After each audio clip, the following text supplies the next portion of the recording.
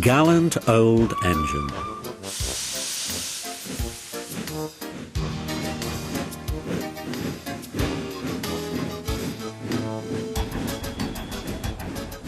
"I'm ashamed of you, Duncan," said Skarloey. "You should think of your passengers. Passengers are just nuisances. They're always complaining." Skarloey was shocked. "That's no way to talk," he said. "Passengers are our coal and water. No passengers means no trains. No trains means no railway.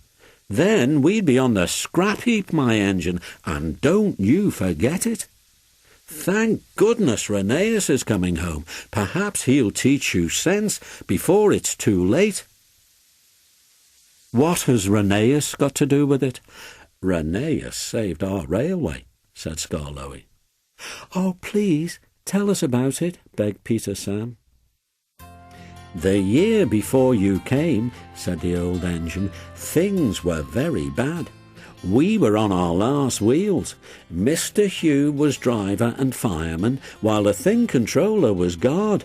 He did everything else too, and helped Mr. Hugh mend us in the shed. We expect 2 fresh engines next year, they told us, but we must keep the trains going now. If we don't, our railway will close." "How awful," said Peter Sam in sympathy. "I tried hard, though I couldn't do much. But Rheneas understood. 'It's my turn now,' he said.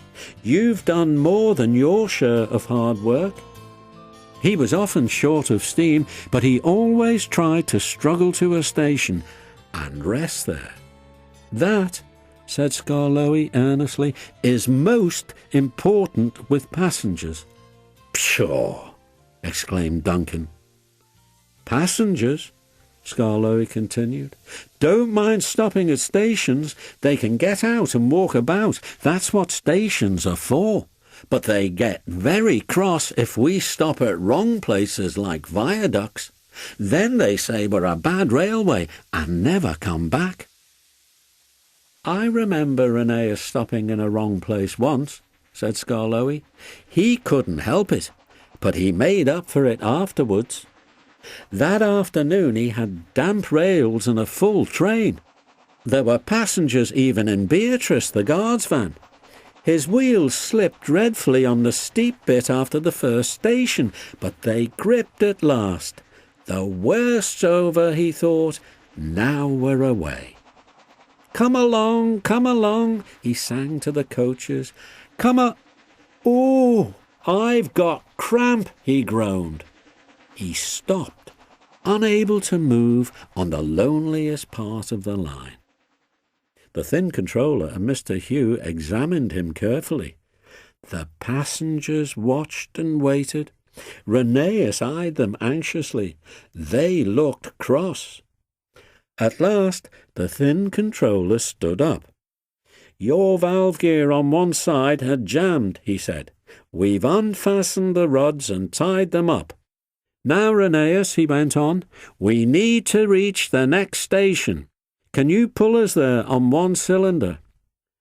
"I'll try, sir, but the next station isn't the right station. Will the passengers be cross?" "Don't worry," smiled the thin controller. "They know we can't reach the top station today." The thin controller sanded the rails. Passengers from Beatrice pushed behind.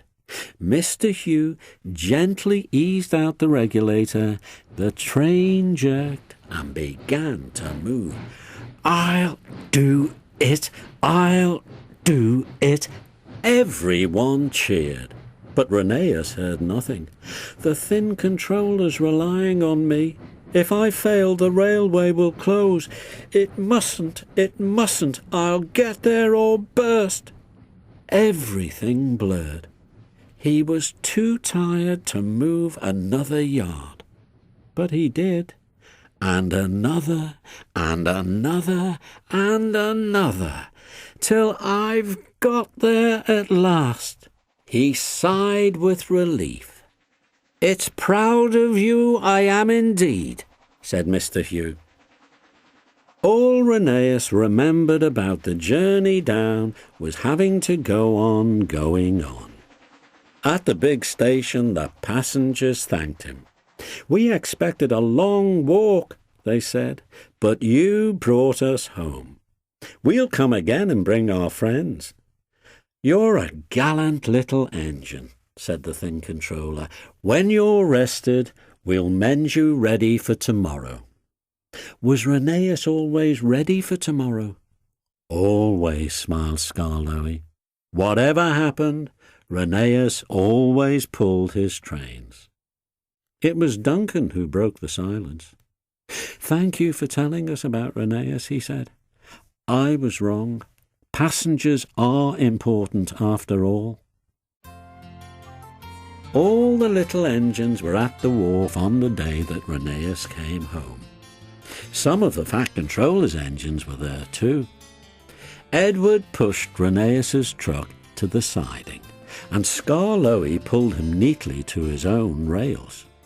This was the signal for a chorus of whistles from engines large and small.